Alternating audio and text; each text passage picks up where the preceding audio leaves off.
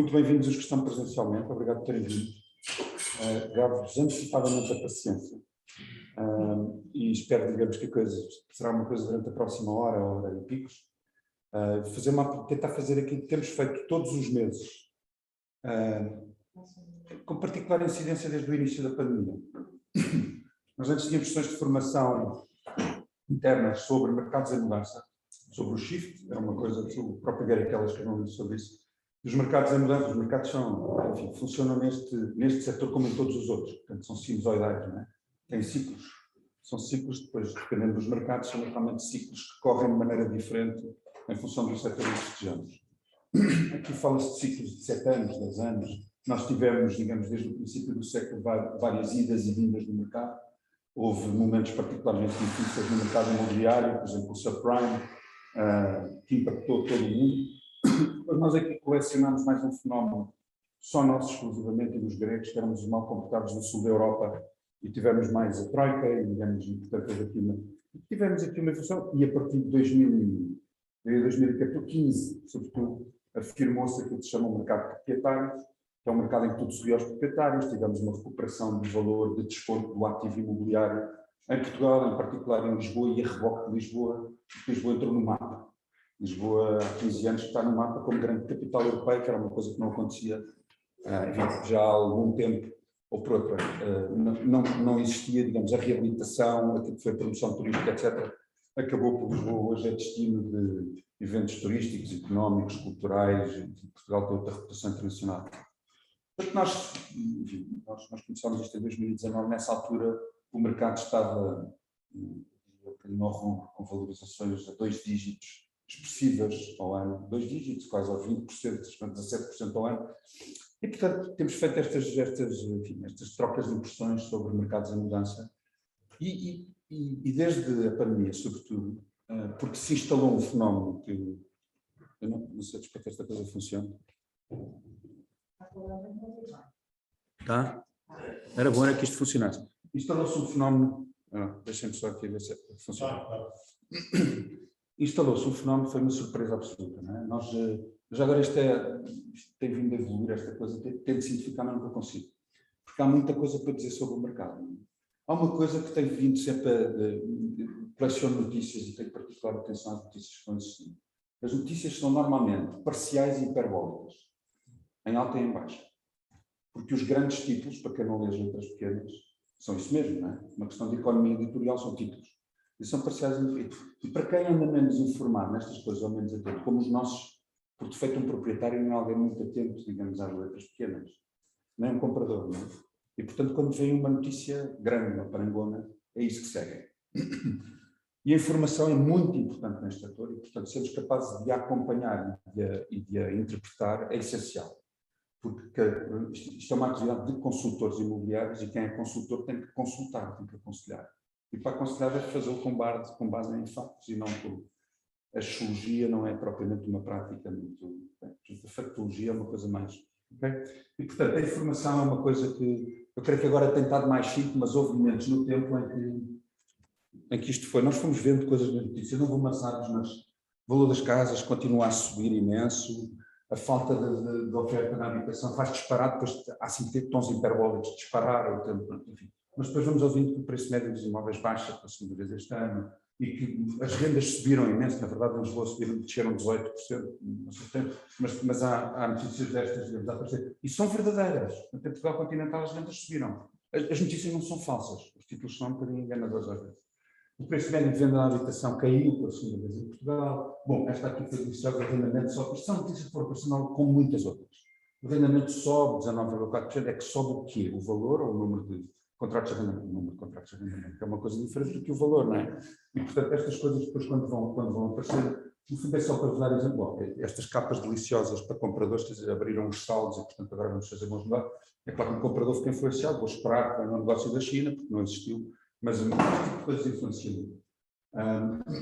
E é preciso ir interpretando isto.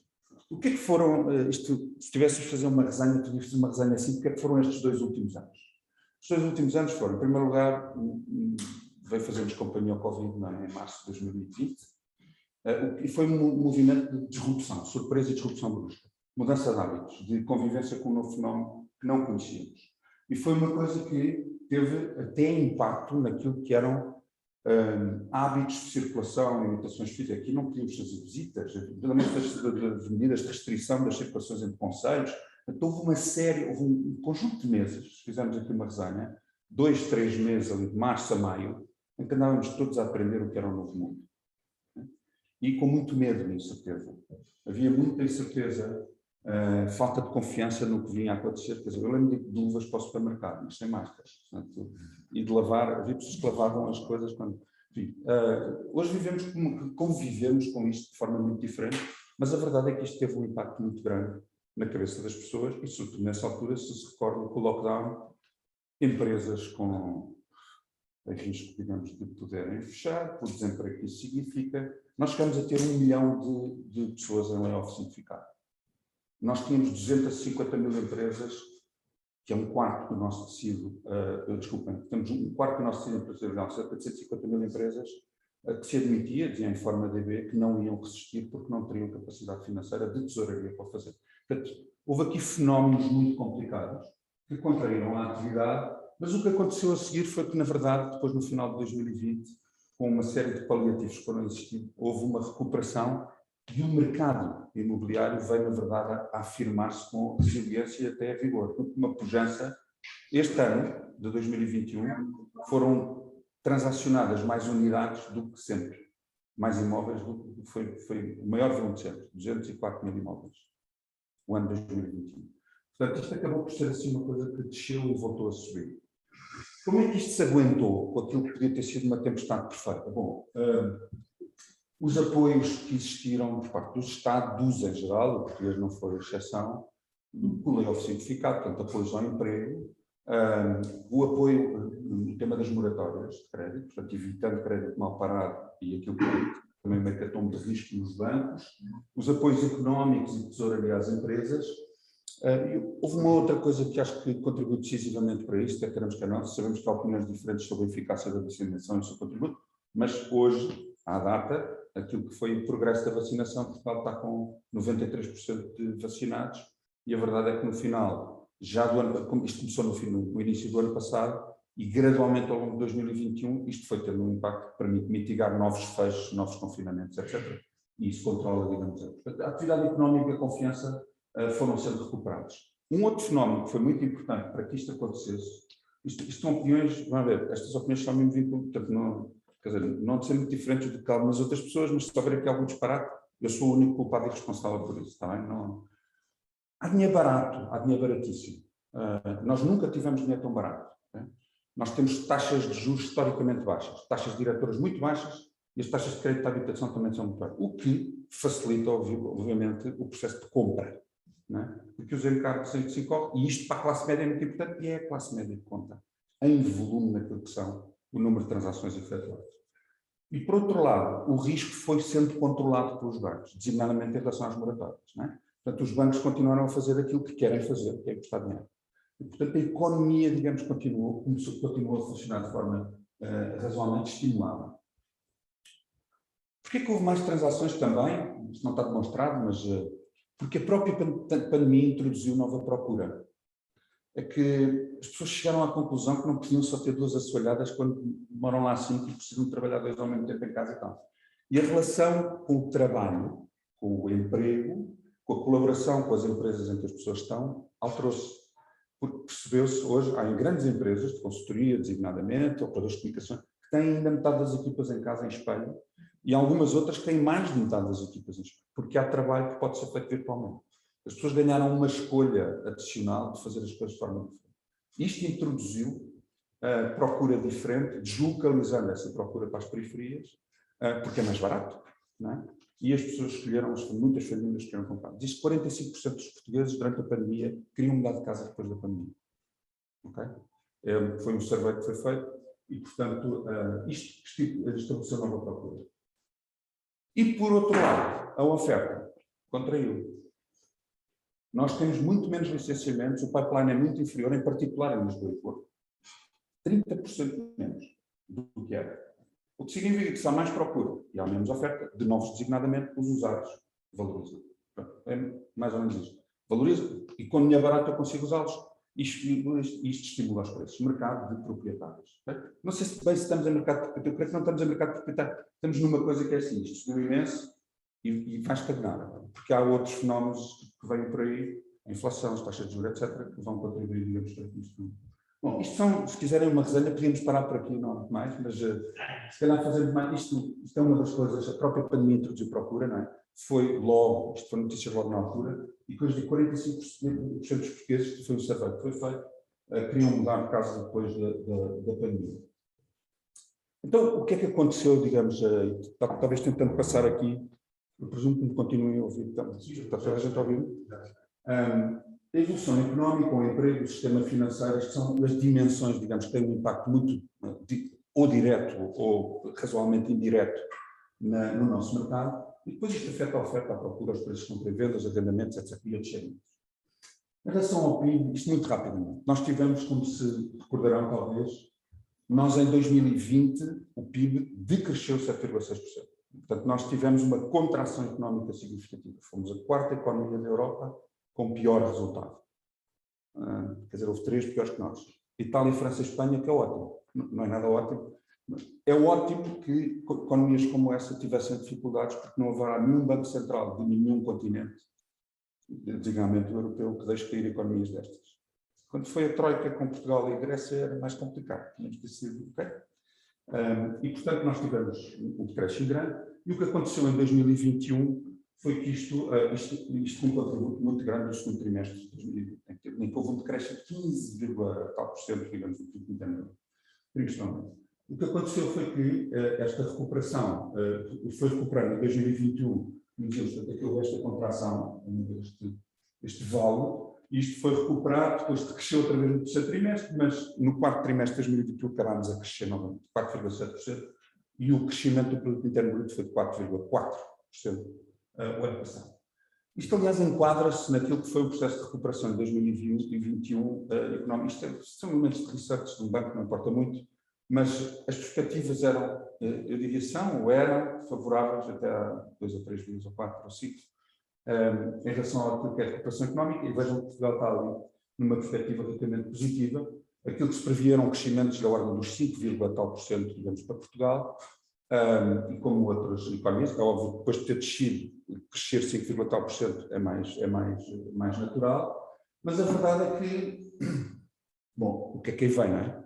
O senhor Putin resolveu, como sabemos há uns dias, fazer aquilo que fez, e há impactos, este é um deles, não é? O tema dos gasodutos, não sei se acompanharam as notícias ontem, não está aqui, mas os alemães disseram que não vão certificar o segundo gasoduto. 40% do gás consumido na Europa vem da Rússia.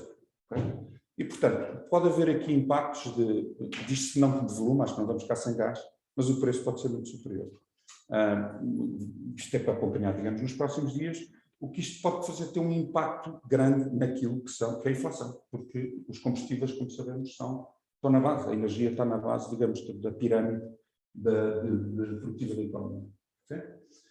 Há uma coisa que parece certa, é que, enfim, não parece provável virmos a ter outra pandemia, outros confinamentos, a menos que venha para aí uma variante do vírus outra vez estranhíssima, não parece provável. Temos a vacinação eficaz, então temos 93% de vacinação, há muito menos casos, há menos mortes, mesmo quando havia muito mais casos, agora já havia menos mortes justamente por causa da vacinação, e portanto, não, em princípio, não teremos, digamos, o que são boas notícias, não é? Esta variável parece ter saído do mapa, não é? Vamos conviver com isto, mas parece ter saído. Do ponto de vista económico, eram incógnitas a determinada altura, a tal tempestade perfeita, as moratórias, as ajudas à economia e a manutenção de empregos, até, como digo, isto era informação, isto era em março de 2021, não há muito tempo, há 9 meses, em cada 4 empresas podia não ser, mas a pandemia deixou mais de metade, enfim, podíamos arriscar uma onda de falências. Isto, felizmente, não veio a ter efeitos tão severos como aquilo que se podia ter, graças aos tais paliativos de manutenção da economia, apoio às empresas, subsídios do layoff, etc. O desemprego, por outro lado, que esteve muito alto ali, chegou aos 8,2%, teve muito mais alto, teve a níveis como tinha estado, digamos, antes da... Não chegou aos níveis que tínhamos estado na Troika, mas subiu bastante, e agora está controlado, fechou em 6,6%, são cerca de 330 mil desempregados. Há aqui um outro fator, que é o layoff simplificado saiu do mapa, em princípio, portanto, não há, as empresas estão razoavelmente estabilizadas. Há um fator sempre que é a subutilização do trabalho. Nós, quando falamos do desemprego, estamos a falar dos desempregados tecnicamente inscritos, mas depois há aquelas pessoas que andam à procura de emprego, não estão a fazer nada, verdadeiramente, e não estão, mas a subutilização do trabalho sempre está em 12,5%. Não importa muito. Comparando, se quiserem, desculpem a expressão, anos com anos, o desemprego está muito melhor do que estava. Isto é um sinal de saúde das empresas. Os portugueses nunca pouparam tanto, não é? Mas, em primeiro lugar, porque foram forçados a fazê-lo, porque mesmo que quiséssemos jantar fora não podíamos. Não é? A determinada altura, nem ir para parte nenhuma, nem viajar e tal. E por outro lado, há uma contração, justamente pela incerteza, pelos medos, o que é que vai acontecer, etc. Muitas pessoas tornam-se mais defensivas em relação àquilo que são as suas despesas, os seus investimentos. E, portanto, o nível de poupança dos portugueses durante o ano, que reparem, era particularmente alto, exatamente durante o pico da pandemia, ali, enfim, e manteve-se alto. Isto também ajudou, de alguma forma, a vir a estimular aquilo que é a procura e a compra de. Portanto, houve poupança feita que, de alguma forma, fazer esse sinal.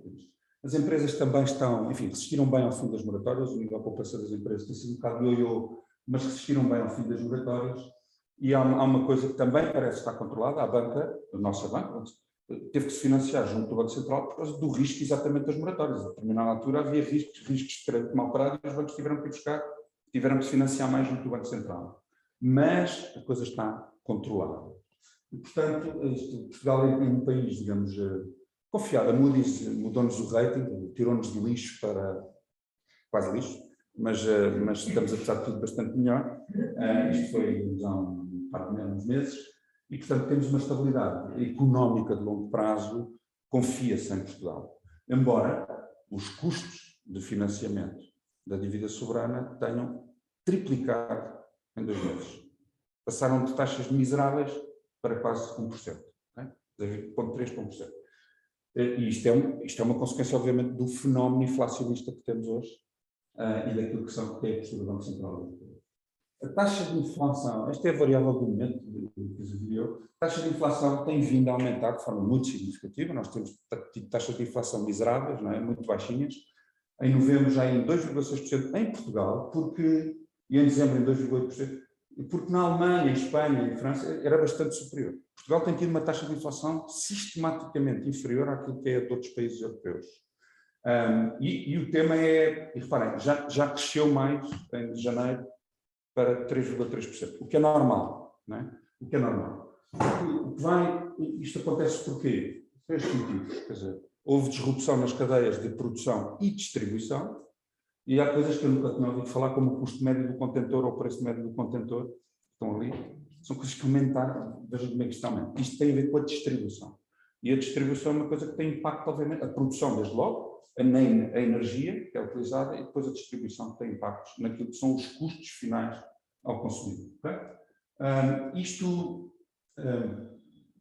Como dizia, a inflação estava 3,4%, e está abaixo, mas com impacto no custo de vida. Reparem, para algumas das categorias, a começar pelos combustíveis líquidos, vulgo gasolina e gasóleo, okay? Que são coisas que obviamente impactam a nossa vida. O custo de vida, por princípio, vai aumentar mesmo ligeiramente, sem que a inflação normalmente ocorre por bons motivos, que é quando há uma saúde acrescida das empresas e uma capacidade acrescida de compra dos consumidores. Não é o caso. Nós temos inflação gerada pelo aumento dos custos sem que haja um acompanhamento do aumento do poder de compra dos cidadãos. Portanto, é uma situação típica. Em suma, aumentaram os custos de financiamento, aumenta o custo de vida, e o que vai acontecer, as taxas Euribor, que têm estado historicamente baixas, previa-se que continuassem negativas até março de 2026, não vai acontecer, porque já havia discursos relativamente hesitantes. Isto era o que tínhamos visto, nós estamos com taxas de juros decretada a educação de 0,8 muito baixas, mas as prestações começam a subir e as taxas diretoras começam a subir ligeiramente. E a senhora, há uma outra coisa que é muito importante a propósito disto, que é o banco, como sabem, as maturidades dos empréstimos vão baixar de 40 anos para 35 ou 37 em função da idade dos contraentes, não é? Portanto, só quem tiver menos de 30 anos é que pode ter empréstimos a 40 anos. Quem tiver mais de 30 anos, entre 30 e 35, que era 37 anos, 35 para cima, no máximo 35 anos. O que é que isto vai fazer? Vai fazer com que, bom, isto vai-se pagar mais justo porque as taxas de juros vão aumentar, mas isto vai fazer com que eu pague mais por mês pelo mesmo que vou contrair. Porque se estou a pagar a menos tempo, obviamente vou pagar mais por mês. Isto vai ter impacto na capacidade de contração de novos empréstimos, mesmo que as taxas de juros se mantivessem por novos contraentes acima dos 30 anos, sobretudo. E quem compra está muitas vezes acima dos 30 anos, como sabemos. Okay? A senhora, já agora, taxas diretoras, é muito provável que aumente, porque eu não, quer dizer, estou longe de ter pretensões de ser Presidente do Banco Central Europeu, mas a senhora Lagarde disse que isto não aumenta se a inflação não subir acima dos 3,2% em média, vai subir acima dos 3,2%. Então ela disse isto há um par de meses, veremos o que é que acontece agora com os fenómenos inflacionistas que sejam introduzidos pelo tema da Ucrânia, do gás, etc. É muito provável que as taxas de juros aumentem e isso vai ter um impacto naquilo que é a capacidade, como vimos, o dinheiro barato foi uma das coisas que fez com que houvesse grande procura. Portanto, aumentando as taxas de juros, é previsível que haja no mínimo, neutralização da procura ou até uma redução da procura. Já para nem falar de que o aumento da taxa de juros, há empréstimos que podem entrar em modo de crédito mal parado. Ou incapacidade, para quem tiver taxas de esforço muito altas, não é muito provável que isto aconteça, mas pode acontecer, dependendo do que for o aumento. Enfim, as moratórias, felizmente, isto, não vou estar, havia 280 mil, havia 750 mil moratórias vivas, e metade delas eram de crédito à habitação. E felizmente estas coisas foram sendo mitigadas com prolongamentos, como sabemos, até o fim do ano, os bancos decidiram usufruir da garantia estatal de 25%, e, portanto, mesmo previsões da Fitch diziam que 10% a 20% das moratórias iam ser crédito mal parado, não aconteceu, felizmente. Isto foi mitigado, e estas são as notícias mais do princípio do ano, dizer-se, bom, 2% a 3%, portanto, não se ouve falar disto, felizmente. Foi pior nas empresas do que nos particulares, já agora. Foi pior nas empresas do que nos créditos à habitação de particulares. E por esse motivo, os bancos foram, alegremente, se fosse banco fazer o mesmo, conceder crédito, não é? O negócio dos bancos é conceder crédito. E, portanto, foram concedendo crédito, e o crédito à habitação nunca foi tão significativo. Está em máximos de sempre, com taxa de juros de mínimos de sempre. Não é? Aliás, uma coisa é consequência da outra. A primeira é consequência da segunda, porque se não tivessem, não havia capacidade de contração, e os bancos, como têm a coisa controlada, vão... Bom, e continuam também a evoluir o indicador das avaliações bancárias. Não é? O valor das avaliações bancárias, embora eu tenho sempre dito isso, quer dizer, as avaliações bancárias são um indicador menos independente, teoricamente, do que os dados da confidencial imobiliária, do INE, etc., que são dados equidistantes sobre o número de transações, sobre o valor real, porque estes podem ter intrínseco o interesse da parte que concede o empréstimo, não é? E, portanto, eu não estou a dizer que o faço, mas pode acontecer. Existe, digamos, alguma distorção. Tem vindo a aumentar. A banca, como disse, com taxas historicamente baixas, mas a questão é como é que vão evoluir os custos do crédito. Aquilo que tenho estado aqui a dizer que é com o aumento das Euribors, que vai muito previsivelmente existir, as taxas diretoras, por pouco significa. Reparem, se elas estão em 0,5%, menos 0,5%, a aumentar 0,5% para zero é aumentar 100% a taxa diretora. Estamos a falar de aumentar ninharias, é duplicar a taxa. Okay? Bom, e isso depois temos os spreads dos bancos, etc. aumentar. A redução das maturidades, que vai impor maiores taxas de esforço às famílias, porque, enfim, e o aumento do risco de crédito por via da eventual crédito. Portanto, isto são variáveis económicas sobre a economia, o desemprego, os custos de financiamento e aquilo que é o impacto no crédito à habitação, que são variáveis de contexto, digamos assim. O mercado como é que tem? Não sei se há alguma pergunta que tenho agora, já, sobre alguma destas coisas, particularmente desse, vamos a isto.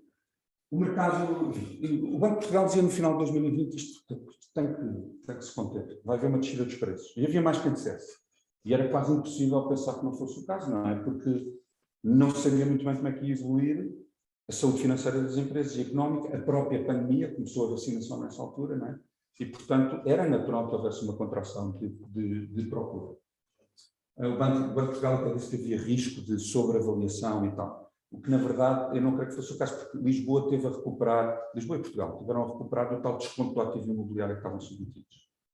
Eu lembro do estudo da JLL, na altura, há 3 anos, de 2018, o número de metros quadrados que se conseguia comprar em grandes capitais europeias com 1 milhão de euros era, e havia várias. Lisboa era a mais barata, compravam-se 420 metros quadrados. E a seguir vinha Madrid com 252. E não há e já agora na cauda da fila, Londres com 33 metros quadrados. Bom, não há uma diferença entre a saúde e a estrutura da economia de 17 vezes de Londres, de Inglaterra para Portugal. Mas isto, o ativo imobiliário em Portugal estava descontado.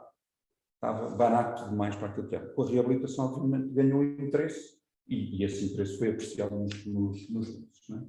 A Standard & Poor's previa subidas, portanto, havia quem previsse descidas, subidas, mas coisas que até me deram. O que é que não aconteceu? Os chamados de janeiro não estão muito desatualizados, não estão 151 mil propriedades. Isto são dados do Casafari, portanto, aquilo que está publicado nos portais.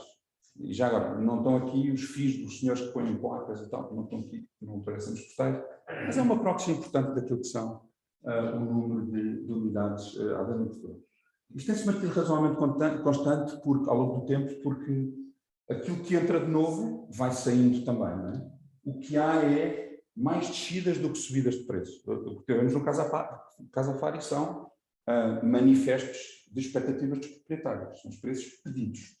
Já veremos que não é a mesma coisa. Quando falamos de preços, temos que falar de preços pedidos e de preços reais de venda, não é? São coisas muito diferentes.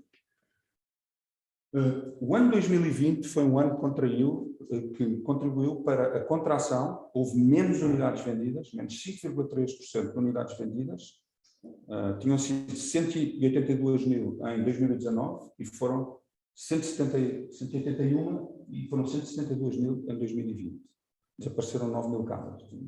Foram transacionadas justamente todos os motivos que vimos, não é? E em Lisboa, foram menos 18%. Não foram menos 5,3%, foram menos 18% de unidades vendidas. Lisboa teve uma contração de procura de quase 20% em 2020. E na área metropolitana de Lisboa foram menos 9%. Portanto, superior àquilo que foi a média nacional. Isto tem sido uma tónica geral. Lisboa é diferente de Portugal continental, em termos de evolução. E a área metropolitana de Lisboa é diferente de Lisboa. E quando olhamos para os números, normalmente eles referem-se a Portugal continental. E têm sido mais risonhos do que aqueles que são de Lisboa. Mas, enfim, nem sempre. Como vem aqui, que vai ser letras pequenas, quando se falava em tudo a subir, os preços a subir, média dos preços 7,8%, já vamos ver. Aqui dizia assim, na área metropolitana de Lisboa, as transações diminuíram 8,1% e 0,2% em valor. Portanto, já no final de 2020 isto acontecia. Mas o que é que aconteceu em 2021? Recuperou-se claramente isto. Reparem, este foi o grande contributo para a redução do número de unidades em 2020, foi o segundo trimestre da pandemia, mas isto foi sendo paulatinamente recuperado. O número de unidades que tradicionalmente é vendido são 45 mil, mais ou menos. E houve um desempenho recorde a partir do segundo trimestre de 2021, do ano passado, começaram a transacionar-se acima de 52 mil. Lá está o grande estímulo à procura que vimos, que aconteceu durante o ano passado, em particular a partir do segundo trimestre. E foi sempre a crescer. Acabámos com 204 mil unidades vendidas. Isto são números de confidencial imobiliário, não do INEMA, não há de ser muito diferente. Temos aquilo que temos. E isto foi um número absolutamente recorde. Nunca tinha havido um ano com mais de 200 mil unidades vendidas em Portugal. Portanto, procura afirmada. Isto são números o primeiro trimestre vale a pena corrigir, que é a área metropolitana de Lisboa decresceu em cota do número de transações feitas a nível nacional. Tem uma importância muito significativa, são 33% das transações feitas em Portugal, são feitas em Lisboa, um terço, mas decresceu o número, cresceu quase 2%. Não é? E o valor das transações decresceu menos 2,2%. Se nós considerarmos aqui, mais uma vez, são médias, mas se o número de unidades decresce, se a cota decresce 1,9 e o valor decresce 2,2, se o valor se tivesse mantido, portanto, aqui houve uma depreciação do valor, menos 0,3%. Porque senão tinha-se mantido. Ali também era menos 1,9, certo? Houve uma ligeira depreciação do valor na área metropolitana de Lisboa. Depois isto já até o terceiro trimestre, não temos dados do quarto ainda, aconteceu o contrário. Manteve-se sempre a área metropolitana de Lisboa e o norte sempre a perder cota, o que significa que foi no resto do país que aumentaram mais os negócios feitos. Portanto, houve um maior número de transações, proporcionalmente, e houve uma recuperação de valor, ao contrário do primeiro trimestre, houve uma recuperação de valor de exatamente pela mesma ordem de, aqui foram 2,1%, mas só menos de 0,8%, e aqui de 1 para 1,2%, ok? Portanto, houve já uma apreciação do valor na área metropolitana de Lisboa. A nova oferta, aquilo que estamos a dizer, ela reduziu-se. Ela não deixou de existir, mas contraiu muito.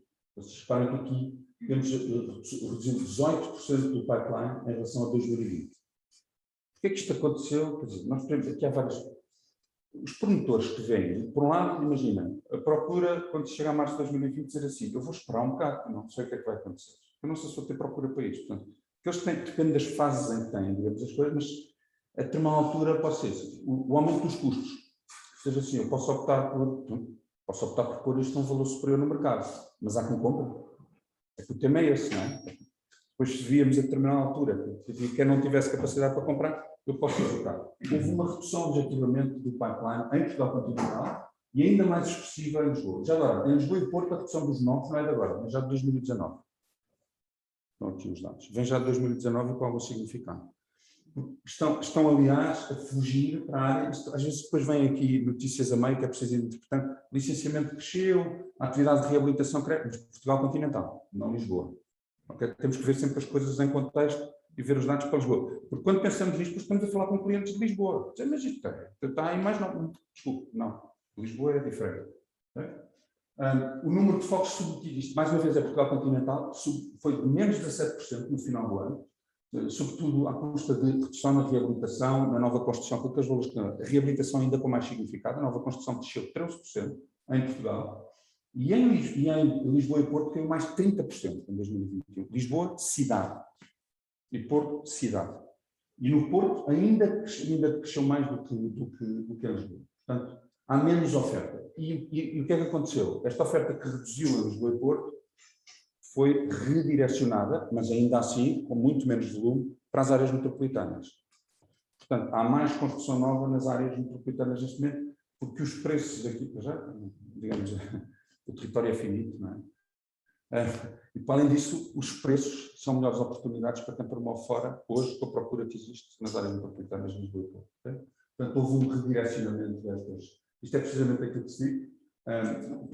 Lisboa e Porto perderam cota de 2019 para 2021 em relação às respectivas áreas, a favor das respectivas áreas metropolitanas.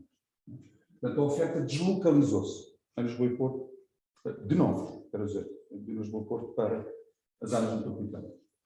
Então, de onde é que vem a procura? Isto são dados dos censos de 2021. O mito dos vistos gold e tal, que criou. E é verdade que tiveram um efeito muito significativo em 2012, 2013, com particular incidência da China, mas reparem o que é que vem aqui da China desceu. Desta forma, isto é o seu exemplo. Isto é o total de vistos gold atribuídos e estes são os sem a China, que têm vindo a subir. Portanto, a China perdeu cota para outras. E há outra coisa que é espetacular, que é que a porcentagem de vendas em Lisboa é de 7%. Portanto, há um mito que esta coisa fez subir dramaticamente os preços, etc. O crescimento dos preços não se faz de coisas como nicho dos vistos gold em Lisboa. Não foi por aí. Faz-se da frequência de transações, foi isso que aconteceu o ano passado. Na classe média, porque é que está o volume. Aqui não é aqui que está o volume. Não é pelo facto de se vender em casa, ainda comporta invalidez e propriedades a preços absolutamente astronómicos que o mercado português é influenciado. Temos que considerar que há sempre nichos, digamos, da produção. Portanto, os vistos gold estão em contraciclo, como sabemos, e aliás os vistos gold agora foram empurrados para o interior, não é? E está a haver, e não só para o interior, para fundos que têm propriedades nos sítios onde se podia comprar, que é outra coisa, certo? Bom, a nossa procura vai, grosso modo, e simplificando, são dados confidencial imobiliário dos censos, a nossa classe média. A classe média é a principal variável. É a classe média que contraiu o crédito, não são estrangeiros, não é? Foi a nossa classe média que fez. Aquele crédito todo é dado à nossa classe média. Porque é a classe média que precisa contrair crédito, porque a capitais próprios que ela não o faz. Portanto, e para além disso, houve um fenómeno de aumento da comunidade estrangeira significativo em Portugal, de alguns milhares, centenas de milhares de residentes em Portugal, e uma redução da imigração. desde 2013. Tivemos o fenómeno da Troika, vamos embora, que isto não presta para nada. E esta redução da imigração também contribui. Portanto, há mais residentes cá desta população e a nossa classe média foi quem consumiu. Portanto, em 2021 foi verdadeiramente este o... Agora, podemos pensar que isto aqui, bom, estamos a comprar segundas habitações e tal, também aconteceu, não, mas a primeira habitação é o alvo mais expressivo. São casas para ocupar, para utilizar. Não são casas para depois revender. Vejam que as residências secundárias estão aqui e os vagos estão aqui. A residência habitual é o maior número de... E no Porto e em Lisboa a mesma coisa. Estão a ver? Isto é Portugal continental, no Porto e em Lisboa a mesma coisa. Destino é a residência habitual. Isto já agora é mais uma curiosidade que qualquer outra coisa, são dados do List Global e são sempre influenciados, não é? Mas é um portal que tem procura estrangeira e isto, na prática, qualifica, os franceses são quem tem comunidade claramente, consensualmente, com maior presença de procura estrangeira, digamos, em Portugal, com o nacional, os Reino Unido, Brasil e Itália, às vezes inverte, estamos Espanha uma coisa à frente que também inverte, e aquela é a procura no List Global e por faixas de isto é mais uma curiosidade que qualquer outra coisa. Isto em relação ao número de unidades vendidas é contração em 2020, significativa, menos 5,3%, um boost em 2021, portanto, a partir, sobretudo, do segundo trimestre, com um número recorde de vendas. E este de unidades. E os preços, como é que têm evoluído? Bom, aqui a primeira coisa é, quando falamos de preços, estamos a falar de aqui. Há o asking price e o selling price. O asking price é o preço pedido pelo proprietário e quem pede um preço não quer dizer que o tenha, não é? O selling price é o preço real de venda dos imóveis. A primeira coisa que é preciso desmontar quando se fala de preços, sobretudo com proprietários e compradores, estamos a falar de quê? Com o asking price, não sei se sabem, a diferença entre a média dos preços pedidos pelo proprietário, são dados da área metropolitana de Lisboa por conselho, e os valores reais de venda dos que são vendidos é de 20%. De outubro a dezembro era 19%. Tem vindo a descer. Isto quer dizer que um proprietário que se sente comodamente no seu sofá e faça um Google T2 em Cascais ou T4 em Benfica, a probabilidade de ter preços pedidos 20% superiores àquilo que é o preço real de venda é muitíssimo razoável. Okay? Segundo aspecto, mesmo os que se vendem são vendidos com sujeição a negociação. E esse desconto é em média de 6,1%. Quer dizer, está por 100 mil, mas mesmo assim, em média, eu faço, não estou a dizer, isto é só um exemplo, não é? Vendo por 94 mil. Tá? Em média. E isto está aqui. Mais uma vez, também estes têm vindo a descer, é natural. Se aproximamos o preço, os proprietários estão mais sensíveis à necessidade de ter os preços mais próximos do preço real de venda. Repara, se isto é a média, significa que há uns que estão acima de preço de 40%, nunca se venderão. Porque há uns que estão a preço e são esses que se vendem. Não é? E, portanto, os proprietários estão mais sensíveis para isto, estão provavelmente a ser melhor aconselhados que consultores imobiliários, também. Mas a verdade é essa, não é? É preciso distinguir isto. As fontes de informação que temos depois influenciam muito proprietários e compradores. E as que os proprietários têm à frente dos olhos não são as bases de dados que vocês têm acesso, não é confidência. São o imóvel virtual, o idealista, onde estão os preços pedidos por proprietários. Asking prices. Sempre. O price gap foi em Portugal, aquilo era a área metropolitana de Lisboa. Reparem, é maior em Lisboa do que em média no país. Em média no país foi de 14,5% e mesmo assim foi a mais reduzida dos últimos anos. Okay? Dos últimos 11 anos. Não fazia ideia. Isto em Lisboa e Porto era esta, 20%, como vimos aqui, e no Porto ainda superior. E a coisa boa é que desceu, tem vindo a descer, 22% para 19% do ano passado. O que é o tal indicador de consciência dos proprietários que não devem ter as suas casas, digamos, no Porto, não os o desconto nos novos, nos usados é maior do que nos novos, 7,5%, portanto aquela média de 6% é uma média combinada disto. Isto é mais para ter, digamos, isto em conta. E estes são dados mais, o tempo de absorção, o tempo de absorção quer dizer o tempo médio de venda, reduzido do ano passado. São mais procura, são mais vendas, significa que o que existe é vendido mais depressa. E a taxa de desconto é 6%. Depois, às vezes, as notícias confundem. Vocês sabem isto, não é? Mas convém explicar. É que esta notícia é do imóvel virtual, quando se diz preço, aqui diz, preço das casas aumentou 6,4% do segundo trimestre. 6,4% até junho, mas já está a perder força. E aqui diz preço médio de vendas baixa pela segunda vez este ano. Estas notícias saem no mesmo dia. A gente pode falar de e se eu ouvir estas coisas, digamos, como proprietário, em que é que ficamos? Um comprador acha bestial esta. E um proprietário acha impecável esta. Não é? É bestial. Portanto, e é preciso desbancar. Porque isto são asking prices, isto são selling prices. Esta era a realidade do mercado. Não, isto também é verdade, mas é dos asking prices.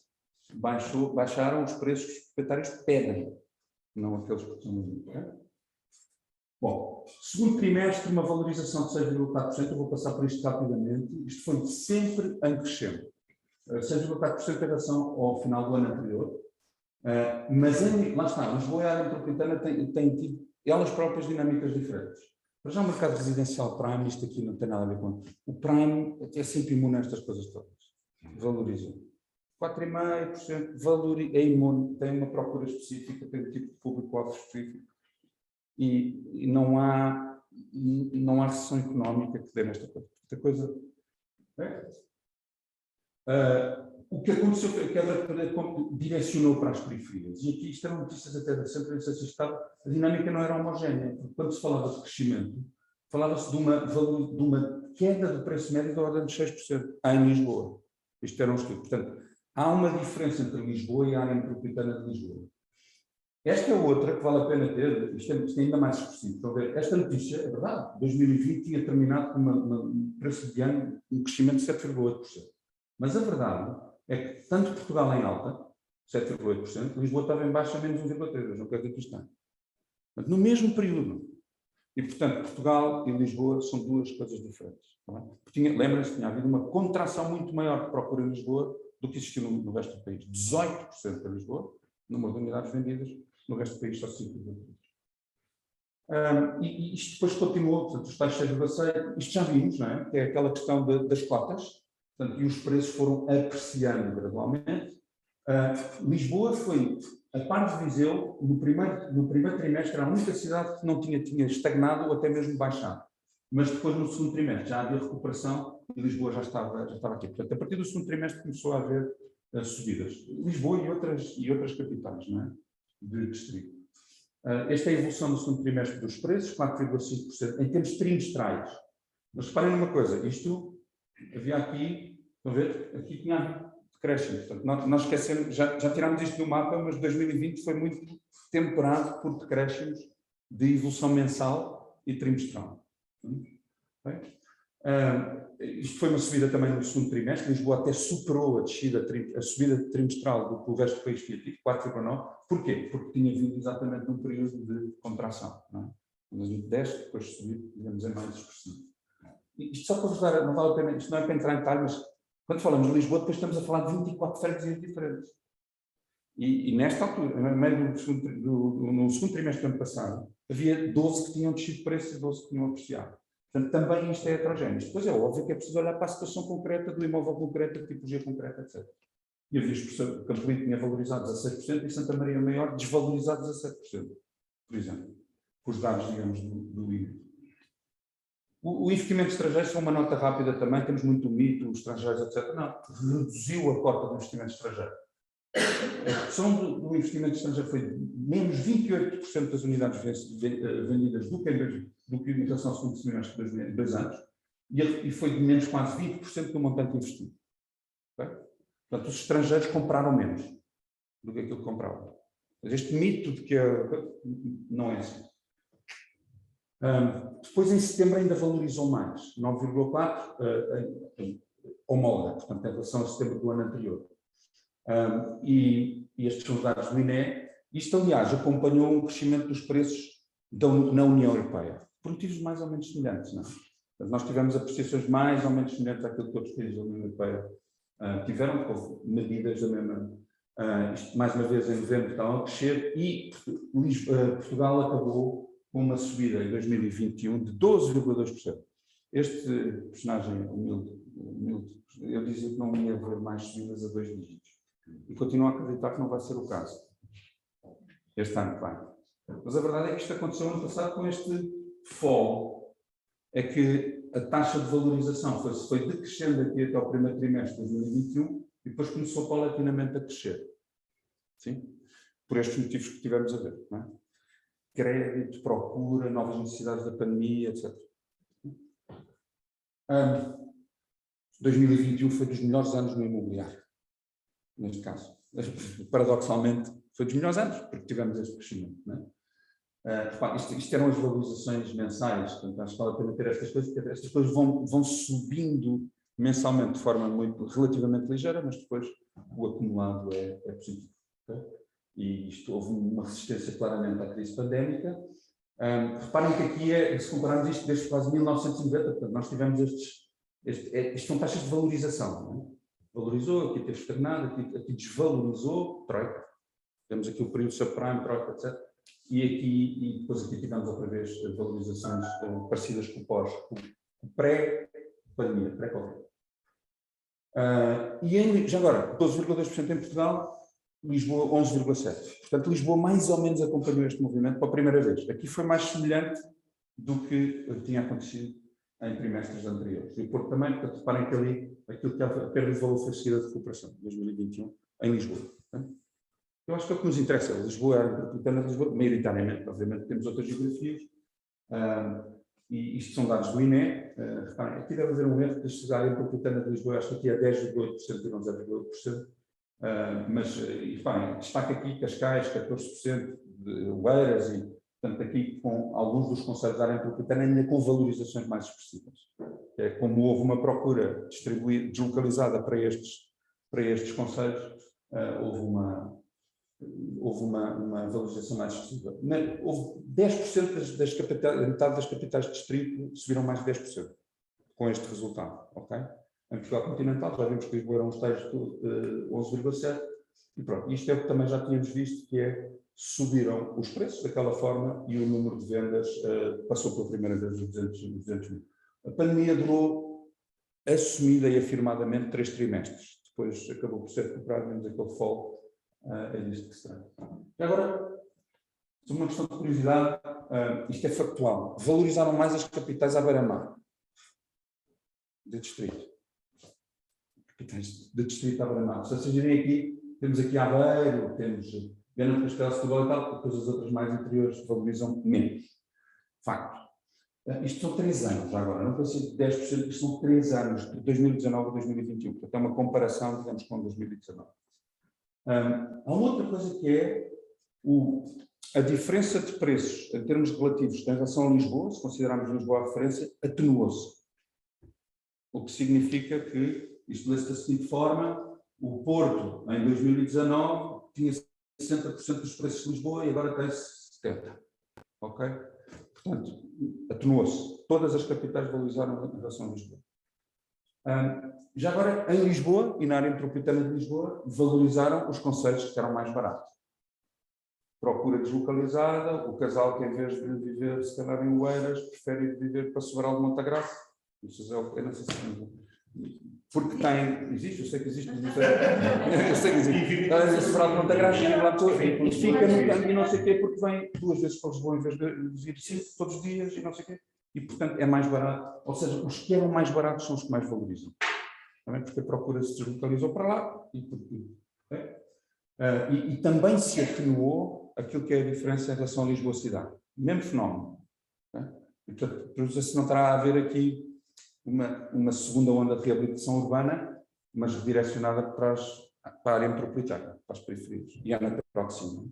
Porque há coisas, a reabilitação urbana pode ocorrer perfeitamente em geografias mais próximas que... E já agora, o ano continua alegremente a crescer, não é? Portanto, 1,9%, não temos dados para Lisboa, digamos, nem para o Porto, mas 1,9%. Isto está uma inércia do ano passado, vamos ver o que é que acontece agora. Taxas de juros e estes fenómenos inflacionistas, sobretudo as taxas de juros e aquilo que pode ser o efeito na procura disso. Bom, isto foi o que contribuiu para que isto acontecesse, portanto, não há oferta de habitação nova, houve muita procura, as usadas apreciam-se, e isto é direcionado para as periferias dos grandes centros urbanos. O tema do impacto dos materiais de construção, bom, eu aqui tenho algumas dúvidas, porque o simples facto de ser mais caro construir não quer dizer que se venda mais caro, porque é preciso que haver quem compra. Não é? Isto pode traduzir, em alguns casos, é uma assunção pelos promotores de uma redução da margem que têm. Não é? Dizer assim, eu prefiro absorver este custo, e vender do que ter a coisa mais cara e ninguém comprar. Portanto, isto haverá casos e casos, com certeza, em função do tipo de produto. Isto foi, os custos de construção aumentaram 5,7% e aumentaram mais significativamente no final do ano. Isto é o aumento médio. Portanto, aumentaram realmente muito, estávamos a falar disso há bocado, e o número de licenciamentos subiu até ver, portanto, isto está provavelmente agora a subir, a recuperar daquela inércia que existiu, o que significa que a oferta pode vir a ser proporcionalmente mais significativa do que tem sido durante estes últimos dois anos. Reparem uma coisa, nem falámos disso, mas quem licencia são as câmaras, a pandemia tem gente em casa nas câmaras, os licenciamentos podem ter sido atrasados desde logo por este motivo. Não é? Portanto, não quer dizer que só por este motivo, mas desde logo assim. Falta de oferta mantém pressão nos preços. Isto quer dizer, o mercado de luxo valoriza, isto vai continuar a ser uma constante. Portanto, isto em relação aos preços. Acabamos com 12,2 em Portugal continental de valorização, com 11,8 em Lisboa. Okay? Rendimentos, rapidamente.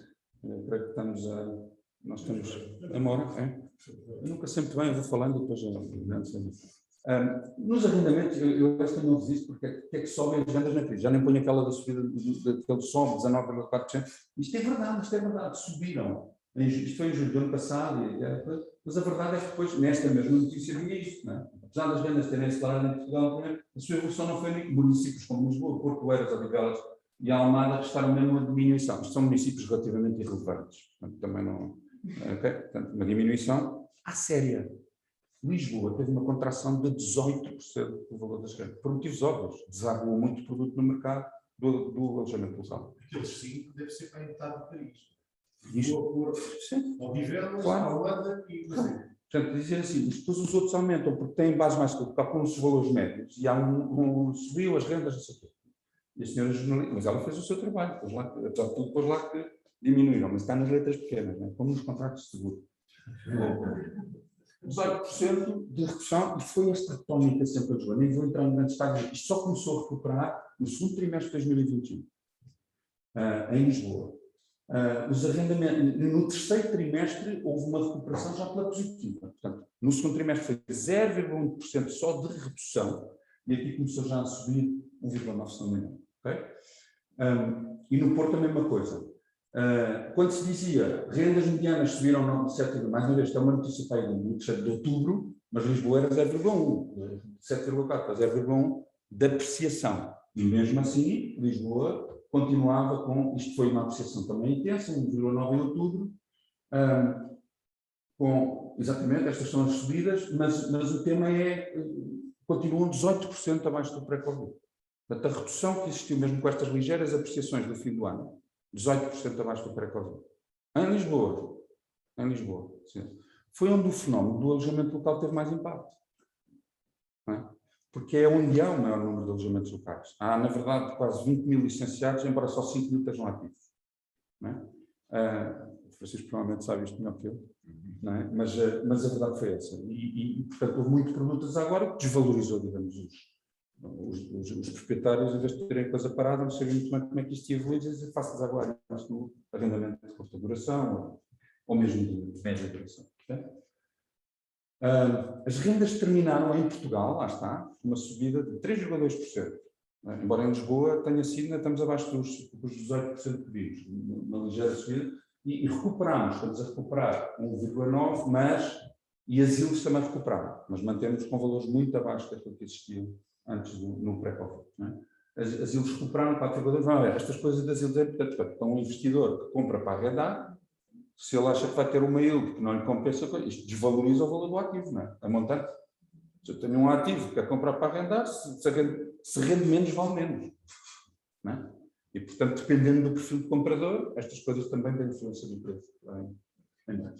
O alojamento local está a recuperar, felizmente, ele recuperou, digamos, de forma significativa, a economia em geral, e criou uma oportunidade para, sobretudo depois com as contenções que existem em Lisboa, com estes atrasos que vimos com a mudança do executivo e aquilo que, enfim, nas periferias vai-se criar uma oportunidade que está a ser aproveitada para a criação de novos alojamentos locais, onde não há restrições neste momento. Nós, quando vamos para Paris ou para Londres, não precisamos ficar no alojamento local no centro ao pé de Notre Dame, não é? Vamos para outro sítio qualquer.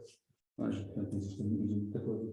Bom, isto vale sempre a pena recordar, é hoje ainda mais barato comprar do que arrendar, para o mesmo imóvel, porque o dinheiro está barato, não é? Como vimos. E estas eram as taxas o impacto na taxa de esforço, digamos, de 58% a 68% em Lisboa. Isto é particularmente mais válido ainda nas geografias mais valiosas.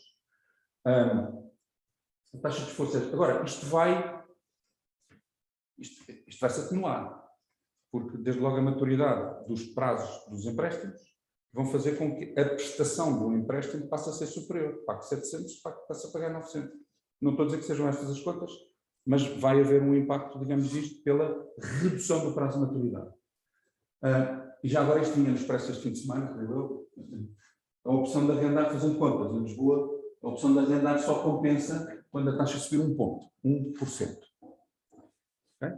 E aí, isto altera-se ou iguala-se o arrendamento e a compra. Tá bem? 1% não é muito. Nós temos as taxas em 0,8% hoje. Se as taxas diretoras aumentarem, imaginemos, 0,5%, é provável que não aumentem tanto até o final do ano. E os spreads dos bancos, por uma questão de gestão de risco, aumentarem, portanto, estamos no 1% de aumento. E, portanto, passamos a ter taxas de juros de 1,8%, que são coisas que nunca tivemos. Já tivemos 17% de taxas de juros. Okay? Isto só para dizer que continuamos, isto é um estímulo à procura de arrendamento. Nós somos o país da Europa, a parte do Luxemburgo, que tem um rácio de poder de compra inferior, portanto, aqui estamos o rácio está a subir no preço das casas e dos salários. No caso de Portugal e do Luxemburgo são de 133%, e, portanto, somos aqueles que temos menor capacidade para comprar as casas que temos em Portugal. Okay? Isto é um estímulo ao arrendamento, por enquanto. Não é? Se há perguntas até aqui, se calhar vou avançar com. Está bem? Eu estou farto de me ouvir, imagino vocês. Outros segmentos de tendências, muito rapidamente. Armazéns. Isto, os números são, não temos detalhes, nem por localização nem nada. 1,7% decresceu o valor dos armazéns em 2021, menos 1,7% em média. Os escritórios tiveram, obviamente, um fenómeno, sobretudo no primeiro semestre, de subutilização, portanto, de redução da ocupação, que foi recuperada no segundo semestre de 2021, e, portanto, os escritórios acabaram a valorizar 2,3%, okay? Em 2021, com uma taxa de absorção superior, isto em particular com projetos em Lisboa, Porto, etc. O retalho, portanto, o comércio teve uma valorização, apesar de tudo, homóloga no último trimestre de 1,5%, mas já tinha tido até superior, portanto, não sei se está aqui a haver um fenómeno de correção, porque era 3% no trimestre anterior. Okay? E, portanto, houve uma redução da valorização. Mas são em todos os casos valorizações muito ligeiras. Não é? Muito ligeiras, quase neutras. Os vistos gold, que é aquele fenómeno que nós vamos falar cada vez menos disto, não é? Mas, bem, atraíram menos investimento para Portugal e foram menos em número absoluto do que aqueles que tinham sido atribuídos em 2020. Os que foram atribuídos em 2021, curiosamente, foram inferiores aos que foram atribuídos em 2020.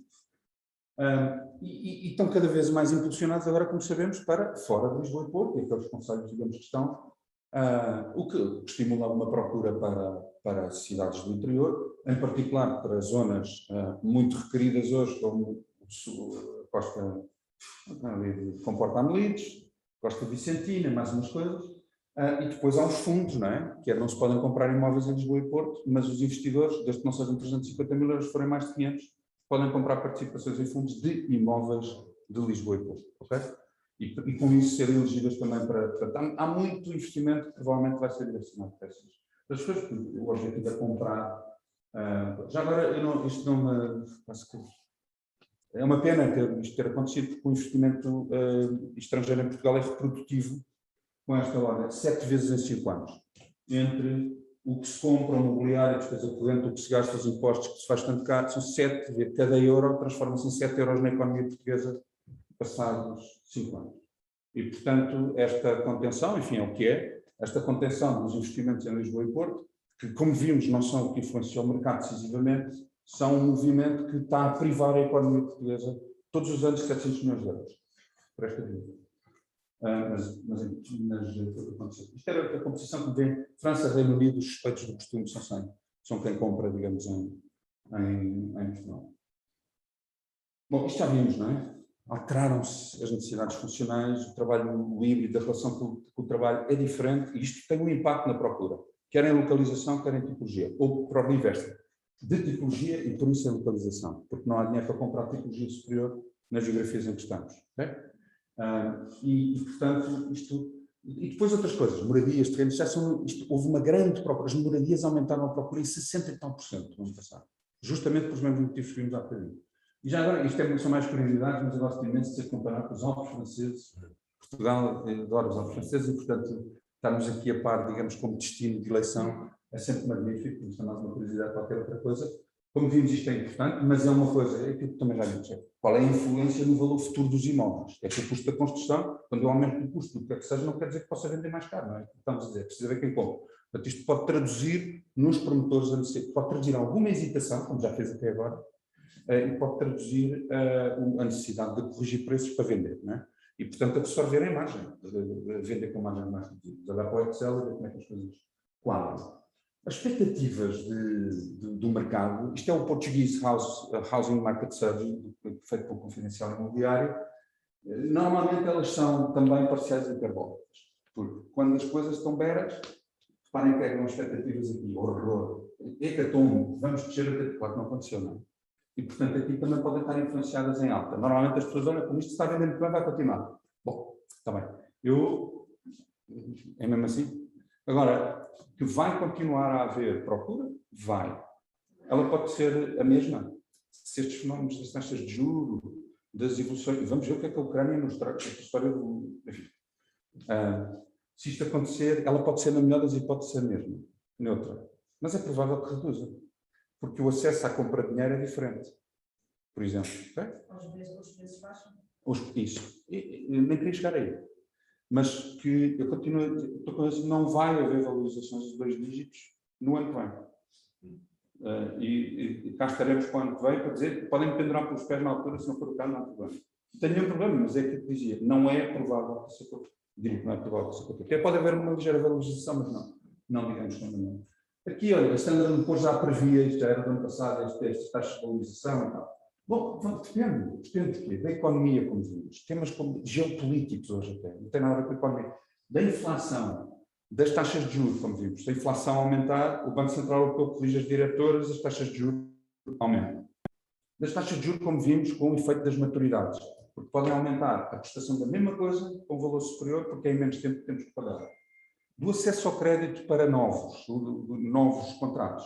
O acesso ao crédito porquê? Porque se os bancos virem risco introduzido por isto, vão apertar a malha e vão conceder, digamos, de forma diferente e mais seletiva. Não o têm feito até agora, porque os bancos estão interessados em conceder crédito, obviamente. Mas isto também pode impactar. E do custo do crédito dos novos existentes, como vimos para estas coisas. Entre outras coisas, mas depende muito, digamos, desta evolução. Acho que o que se diz, a DBRS, que é um analista de mercado, diz que o preço das casas deve estabilizar em 2021. Eu tenderia a dizer isto, que é isto que vai acontecer. O mecanismo a FSB, não está aqui, o mecanismo de gestão do risco sistémico a nível europeu disse isto. Há algum risco na habitação em Portugal, mas que as medidas prudenciais que o Banco de Portugal tem implementadas são suficientes. Isto também é de alguma forma um cap, é um travão, digamos, para aquilo que quer dizer que a coisa não deve valorizar. É natural que nos estabilize. Bom, eu sei dizer, às vezes, no shift há uns conceitos que é o mercado proprietário, compradores, etc. Angariar a preço, para quem é consultor imobiliário, já agora, que eu acho que boa parte das pessoas que aqui está são, angariar a preço é a forma de sucesso sempre. Porque vende sempre. Nós tivemos em mercado proprietário o asking price, e admitimos o asking price tem sempre uma diferença em relação ao selling price. Os proprietários pedem sempre mais pelo seu imóvel do que aquilo que ele verdadeiramente é vendido. Mesmo que seja ligeiramente mais. Bom, em mercado proprietário, se eu pedir aqui isto, neste momento do tempo há este gap, mas isto é resolvido pelo próprio mercado, porque ele valoriza e faz subir os preços. O próprio mercado trata disto de forma inerte. Não vende amanhã, mas vende daqui a um ano. Okay? O problema é quando temos deltas de 20% ou 21%, como vimos, entre o asking e o selling price. E é esta a nossa realidade. Bom, e se estivermos a angariar de acordo com a linha verde, estamos tramados, porque o que se vende é o que está angariado a preço, certo? Portanto, o asking price. Não liguem agora aqui a curva, mas a tendência seria mercado de compradores, não é? Mas mesmo que tenhamos a coisa estabilizada, nós depois não temos um encontro destas duas coisas. E, portanto, angariar a preço é a forma.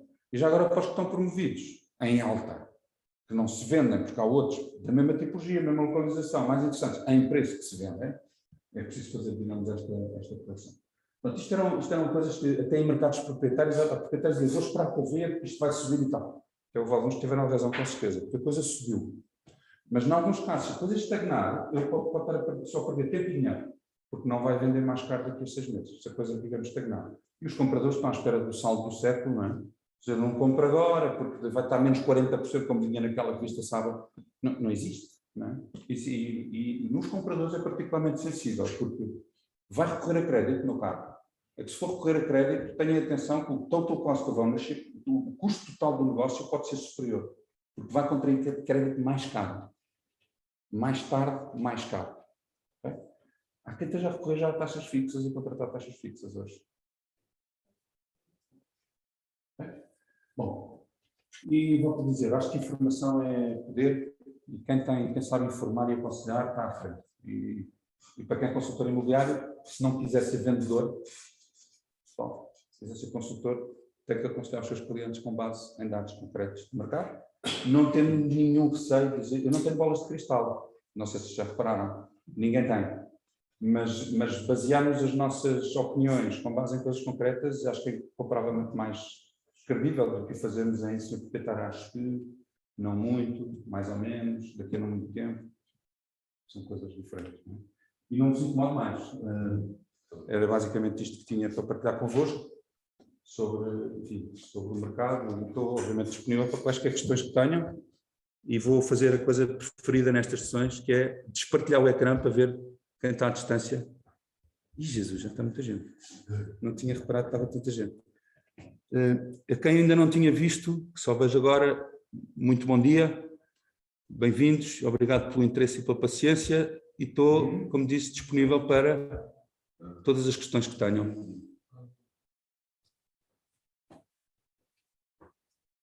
Espero que me estejam a ouvir aos quadradinhos. Então, ótimo. Não sei se... Está tudo clarificado. Não, o silêncio nestas alturas é aterrador. Ou não se percebeu nada, ou então... Está tudo tão claro que ninguém tem dúvidas. Só um bocadinho, tenho aqui uma pergunta na sala. Por favor, não. Quem é que queria fazer uma pergunta? Maria, dá-me só um bocadinho, está bem? Não é pergunta, estava a dizer que estava tudo tão claro que ninguém tem dúvidas. Obrigado, Sola, sempre simpática. Obrigado. Em relação às alterações da concessão de crédito, a perspectiva é que haja uma contração nos preços, não é? Portanto, que se o cliente vai ter menos tempo para poder fazer o pagamento total do imóvel, a sua prestação vai subir, mas os rendimentos em Portugal não estão a subir. Portanto, vai haver esse reflexo depois no preço da aquisição, ou achas? De forma indireta, talvez. Há uma coisa que é assim, compram casas mais baratas, logo reduz a procura de casas mais caras. E as casas mais caras podem tender a corrigir, digamos, o seu valor por esse motivo, para se tornarem ligeiramente mais baratas para ver quem as compra. Isto é um exercício um bocadinho extremado, mas podíamos pensar que isso acontece. Há uma coisa que é certa, sobretudo para determinadas famílias que têm a sua taxa de esforço muito atingida isto vai direcionar, aumentando o custo do crédito, vai direcioná-los para casas mais baratas, que podem ser em periferias mais longínquas, por isso é que a redução de cota de Lisboa em relação à área metropolitana de Lisboa, e mesmo dentro da área metropolitana de Lisboa, concelhos que hoje são mais baratos do que outros, pode continuar a vir a acontecer por esse motivo. Então a perspectiva é que se continua a alargar o espectro, ou seja, que as pessoas continuam a sair dos grandes centros para procurar alternativas nas periferias. Sim. Então, não se perspectiva, por exemplo, nos grandes centros de Lisboa e Porto, haja essa contração relativamente aos preços. Nos grandes centros de Lisboa e Porto, há pelo menos uma tendência, como vimos, para que eles não aumentem. Para que os preços não aumentem. Porque senão vão se tornar, exceto os segmentos, aqueles segmentos que são totalmente atípicos, são segmento de luxo, de empreendimentos que... Há empreendimentos que têm sempre colocação, não é? Mas que não aumentem, porque... e sim, que haja um redirecionamento para as áreas, para as periferias, porque a menos que se altere, eu acho que esta questão, houve hábitos que vieram para ficar, a relação das pessoas com o trabalho é diferente, a sua escolha de localização de vida hoje, uma questão até de qualidade de vida, é diferente. As pessoas escolhem viver em periferias. Um casal novo, se calhar, em vez de ir para uma... que se faz agora, em vez de ir... se faz agora, faço para entender. Em vez de ir... Desculpa, não queria ser tendencioso. Que escolha ir viver, que escolha uma habitação, pode escolher mais longe. Porque há nómadas digitais hoje mais, não é? As pessoas têm outro tipo de relação com os seus empregadores. Isso já se nota bastante fora dos grandes centros. Sim. Não, foi o que aconteceu, claramente, estes números demonstram isso, não é? Perda de cota em Lisboa, aumento dos preços na área metropolitana de Lisboa e não em Lisboa da mesma forma, e isto é resultado claramente disso, não é? E no Porto a mesma coisa, não é? E, portanto, isso vai continuar a acontecer. Depois podemos dizer assim, isto é um movimento que vai acontecer para sempre. Bom, a população portuguesa é finita, a de Lisboa também, a da área metropolitana de Lisboa também. Se são 45% que querem mudar de casa no confinamento, isto também se vai esgotar a primeira altura, já mudaram. E, portanto, é difícil, digamos, prever como é que a coisa vai evoluir nesta perspectiva, mas sim, acho que pode contribuir para que haja uma pressão dos preços a baixa, porque a procura vai ser. Mas há fenómenos interessantes, por exemplo, o Tiago estava a comentar dos nómadas digitais na Ericeira. Tiago, se quiseres aí partilhar a tua sensação quando lá estás, não é? Sim, quer dizer, a Ericeira que era uma terra de veraneio, não é? De férias. Hoje em dia, ir durante a semana, um dia de inverno na Ericeira, parece que estamos no Chiado quase.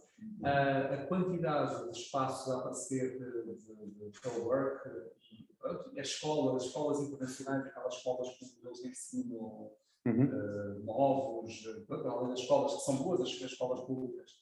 Mas, ou seja, a quantidade de pessoas que se mudam hoje em dia porque quer qualidade de vida, e está totalmente muito perto. E quem diz Lisboa, quem diz Ericeira, é as periferias de Ericeira, tem mais, muitas vezes nem querem juntar-se à confusão da Ericeira, mas o poder ir fazer surf, o poder não, isso claramente é... E Ericeira até um mercado aquecido. Tem exatamente essa coisa. Portanto, nós quando falamos de outras coisas são periferias mais neutras nessa perspectiva. Claro. Não é? Porque a Ericeira...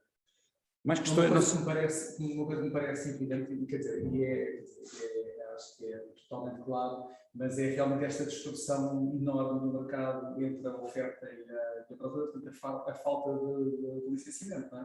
Portanto, que é uma coisa que há 15 anos só se falava que os PDMs era a loucura e não havia poder depois para absorver a quantidade de casas previstas em PDMs e dos licenciamentos e tudo mais, e passamos completamente ao inverso, não é? Portanto, e enquanto isto não se resolver, quer dizer, por mais que, ou seja, as taxas de juros podem subir, a Rússia pode invadir a Ucrânia, mas as pessoas precisam continuar a trocar de casa. Portanto, portanto, ou seja, o preço, os preços podem estagnar, mas de facto, quer dizer, era fundamental haver mais oferta do mercado. Pode ser que isso exista, acho que dificilmente. Bom, este fenómeno que fez foi contrair essas iniciativas, claro. Quer do ponto de vista da celeridade dos licenciamentos, que é mesmo no início de decisões de vou começar a promover, porque pode ter havido decisões de adiamento.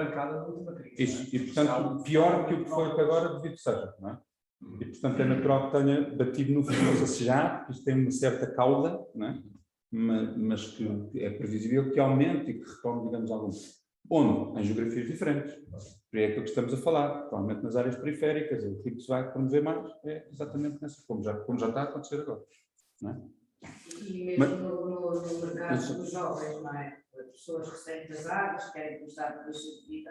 Em Lisboa, por exemplo, compram um apartamento com 50 metros quadrados e investem em 300 mil euros. Se forem para as periferias, têm uma qualidade muito diferente, podem trabalhar em casa, em regime de... Sim, é isso mesmo. E, portanto, estão a optar muito para sair do centro de Lisboa. Não têm possibilidades enfim, com os salários que ganham. Normalmente o processo passa por começar no centro de Lisboa e de desilusão em desilusão, estendendo o... Estava a fazer, estou a dizer que tenho uma enfim, tenho lá em casa que passou por esse processo. Eu não sei se há perguntas dos nossos colegas que não se sintam por estarem aos quadradinhos, menos... Não sei se alguém... Sim? Posso fazer uma perguntinha? Claro que sim, João. Tens alguma noção de qual é que é a perspectiva da evolução dos rendimentos das pessoas em Portugal? Que, de certa forma, se vai acompanhar ou não, de certa forma, esta questão dos juros, ou seja, o aumento das prestações vai ser absorvida pelo aumento de rendimentos ou não? Eu não sou, não, eu digo, não é sou deputado nada, não tenho nenhum tipo de... Há uma coisa que é factual, a inflação vai em 3,3% e o aumento previsto para os funcionários públicos é de 0,9%. As empresas passaram por momentos não de particular prosperidade nos últimos anos, tiveram a ser paliativamente financiadas na sua tesouraria e, portanto, presumo que estejam menos abertas hoje a fazer aumentos de salários muito generosos. E mais não digo. E, portanto, acho que não é previsível, esse é o pior dos... Nós temos uma inflação que não é estimulada a montante pelos motivos certos. Os motivos certos são o crescimento económico, a capacidade acrescida de compra das pessoas, a saúde das empresas. É certo que se prevê um crescimento de 5,6%, se não me engano, para a economia portuguesa, para o ano, não é? Veremos agora estas histórias das... Enfim, mas 5,6%, mas isto não significa que haja uma recuperação do poder de compra, diria eu, superior àquilo que a inflação nos traz, porque ela vem por motivos que são atípicos e não são estruturalmente os mais corretos. Okay? Não sei se respondi. Sim, sim. Bem, sim, respondeste com base naquilo que são os dados existentes. Não, por isso acho que não vai haver um acompanhamento do aumento do valor se quiseres, das casas, se ele continuar a existir, não é acompanhado pelo aumento do poder de compra das pessoas. Se é isso que queres ouvir, acho que não. Não. É a realidade, é aquilo que eu acho que também, na minha opinião, vai acontecer. Sim. Então, quer dizer, os nossos jovens qualificados vão continuar a emigrar. Os nossos jovens qualificados têm estado a regressar. Têm. Não quer dizer que não voltem a emigrar alguns, e depende muito, mas os números mostram que têm estado a regressar em relação àquilo que foi a situação da Troika, por exemplo, em que tivemos um êxodo muito grande. Foram números que apresentei aqui dos censos, a determinada altura. Voltaram, a imigração é muito inferior. Sim, mas isso aí não, nem com recuperação ao nível de... Os salários em Inglaterra são sempre muito superiores àqueles e noutros países. Mas aí também podemos ver o copo mais cheio. Há muitos jovens de outros países, bem qualificados, com bons empregos em empresas internacionais, que percebem que podem viver em Lisboa, ou Porto, ou Coimbra, e fazer uma poupança muito maior. A comunidade estrangeira, aquela comunidade estrangeira que vinha exatamente no mesmo survey dos censos, que aumentou em Portugal. Portugal hoje tem centros de nearshore e offshore de empresas, com centenas ou milhares de trabalhadores. Há empresas aqui como, empresas, desde logo que posso estou-me a lembrar da Teleperformance, que têm colaboradores de um monte de nacionalidades diferentes. Sim. E não, portanto, vai continuar a haver fenómenos desses, diria. Agora, mas os salários não comparam com outros países da Europa, não comparam. Nem no Luxemburgo, é absurdo nós termos, o Luxemburgo tem aquela taxa do rácio de compra das casas e tal. Mas a verdade é que tem salários também muito superiores. Mas é o rácio ali que conta, portanto, as casas são absurdamente caras no Luxemburgo. Não sei se há mais alguma pergunta, à distância, sobretudo. Eu não me queria alongar muito, porque isso tudo depois fica muito longo, mas esta questão dos jovens comprarem casa nas capitais também não acontece nas outras capitais. Nós é que achamos tradicionalmente que os jovens vão conseguir continuar a comprar casa no centro de Lisboa. Eu acho que isso vai ter que acabar, essa ideia, porque nós não temos uma política de habitação para os jovens que permita que os jovens comprem casa em Lisboa, porque realmente os ingleses vêm comprar em Lisboa porque ainda podem, há este desfazamento de ordenados, mas em Portugal, se o nosso mercado maturar como nas outras capitais, dificilmente os jovens vão conseguir comprar casa em Lisboa, no centro de Lisboa, nos próximos anos. Já é o caso. Se ainda conseguirem... Sim, já é o caso hoje. E é por isso que tem havido um direcionamento desta procura para as periferias, e a oferta vai se deslocalizar também para as periferias, para o centro de Rio, dos novos, não E isso é verdade. Mas também há... Portugal, se calhar, agora não tenho os números, mas é muito mais frequente, civilizacionalmente, recorrer ao arrendamento em muitos países da Europa. Na Holanda, por exemplo, não se compram casas. Em Londres arrendam-se casas. E é muito mais frequente do que em Portugal. Nós temos muito aquele sentido da propriedade, compra. É meu, então. Ainda é assim, em relação às casas, já vai havendo rentings. Portanto, essas coisas são culturais e civilizacionais, depois mudam um dia. Mas sim, é verdade, não há necessidade. Mais perguntas, sobretudo à distância, que quem está na sala eu vejo. Não queria tomar conta da Assembleia, mas... Espera aí que há aqui uma pergunta na Assembleia. Não sei se havia alguém à distância, temos que dar aqui, ter assim um bocadinho. Não? Em relação às nossas empresas, como é que a saída deles, como é que o Brexit afetou o poder de compra dos ingleses em Portugal ou continuar a apetecer investir em Portugal? Se isso teve algum impacto ou se continuar aqueles 16% já eram assim antes de eles tomarem essa decisão ou se o número de unidades vendidas a ingleses é igual? Não sei, francamente não consigo dizer, eu diria que continua a ter alguma expressão, sobretudo, e até se calhar menos aqui, os ingleses são tradicionais compradores no Algarve, por exemplo, em destinos, está na Madeira, e têm, digamos, eu diria que não, é capaz de não haver um impacto muito significativo, porque quem compra continua a comprar, os outros que não compravam já vêm cá e consomem em Portugal, mas é de férias naqueles programas. Agora têm que pagar câmbio, não é? Sim. Já não podem comprar em euros. Sim, pode ter havido uma desvalorização, sim, com relação ao dólar, são flutuações, digamos, de divisas e torna-se mais caro, sim, é verdade. Sim. Mas não tem essa percepção? Não tenho. Mais? Não sei se há mais alguma pergunta, talvez uma última pergunta para fecharmos antes das... Já estamos... Não? Bom. Se não há mais perguntas, nem à distância nem presentes, eu não sei se há aqui alguma coisa no chat, isto é difícil estar a ver aqui, estou em modo regi. Ok. Volto a agradecer o vosso interesse, a vossa presença, o vosso interesse, a vossa disponibilidade e a vossa, sobretudo, paciência.